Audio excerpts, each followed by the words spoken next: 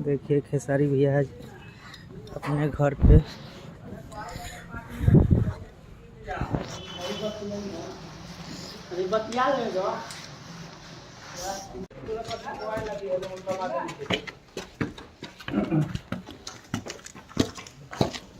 नहीं, इसीलिए प्लास्टर अभी अब चाहिए नहीं जुड़वाता था कि आप लोग के हिसाब से जुड़वाता जुड़वा देता हूँ।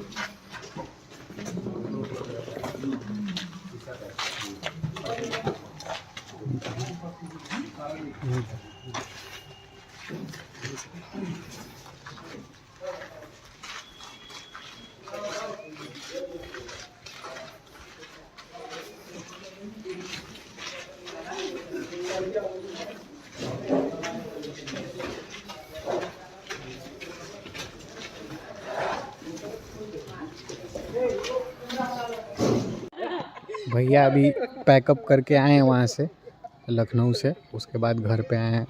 ये रही गाड़ी और भैया अंदर बैठे हुए हैं, कुछ मीटिंग चल रहा है।